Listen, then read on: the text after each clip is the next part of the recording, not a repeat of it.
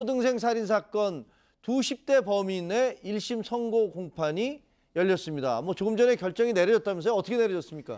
주범인 김양에 대해서는 구형대로 징역 20년이 선고가 되었고요. 네. 공범인 박양에 대해서 사실은 무기징역이 구형됐었는데 어떻게 될까 사람들이 의견이 분분했는데 결과적으로는 무기징역을 선고했습니다. 무기징역 그대로 선고했어요? 네, 사실은 이게 약간 좀 특수해서 만약에 무기징역형을 선고하지 않게 되면 유기징역형을 선고해야 되는데 이 아이가 아직까지는 소년법의 적용을 받기 때문에 그렇게 되면 장기형과 단기형으로 나뉘어지는 부정기형이라고 하는 걸 선고받을 수밖에 없어요. 근데 일반적으로 소년법의 장기형은 10년, 단기형은 5년인데 이건 이제 사건이 특정 강력 범죄이기 때문에 장기 15년, 단기 7년까지 이제 선고할 수 있거든요. 근데 그렇게 되면 주범이라고 하는 아이와 같이 이런 행동을 했다라고 지금 얘기가 되어지고 있는 이 B 양이라고 하는 이 공범이 너무 약한 형을 선고받는 거가 될 수밖에 없고 더 문제는 소년법에 의하면 단기형을 선고받게 되면 가석방이 그때부터 가능해지는 거예요. 그렇기 때문에 이런 형을 우리가 법조인들 생각하기에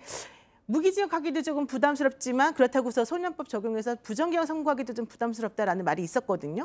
근데 결과론적으로는 무기징역형을 선고했고 이렇게 되면 이제 그 공범 입장에서는 항소를 할 수밖에 없는 거거든요. 그럼 항소심 가면 소년법 적용을 받지 않기 때문에. 아, 그래요? 그때는 또 나이가 이제 더 되는구나. 예, 그때는 오히려 더 이제 지금보다 훨씬 더 중한 형을 선고할 수 있는 20년을 더 받을 수도 있다는 거예요? 거죠. 아, 그럼 정말 이래도 저래도 이제 상당히 첩첩산중인 그런 그래서 지난번에 이 공범인 B양의 변호인이 확정 판결을 빨리 12월 전에 냈으면 좋겠다라는 식으로 변론 한번 하지 않았습니까?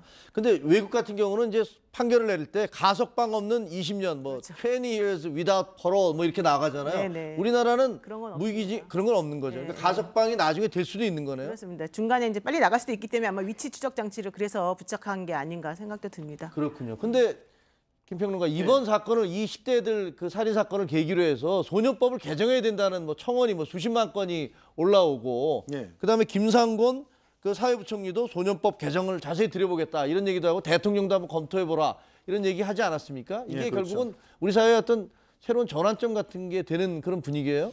일단 그 소년법 개정에 대해서 그 여러 가지 논의들이 벌어지고 있다는 건 건강한 일이라고 생각을 합니다. 그리고 지금 현재 강력 범죄들에 대해서는 정말 소년이라고 하는 이유로 피해가서는 안 된다라는 얘기들이 나오고 있는데 문제는 이 소년법에 대해서 유엔이라든가 국제기구들이 권고하고 있는 그런 사항들이 무엇인가요? 결과적으로 사회로 제대로 복귀할 수 있게끔 만들어야 된다는 건데 우리의 교정 문화, 교정 시설과 시스템들이 사회로 복귀할 수 있게 만드는 시스템인가? 오히려 범죄를 더 배워서 나온다는 그런 일부의 주장도 있으니까. 오히려 이런 악독한 범죄를 저질렀던 그 아이들이 그 교정 시설에서 장기간 격리돼 있었을 때 오히려 더 큰 범죄자가 되어서 이 친구들이 20년 받아서 나와도 37이래요.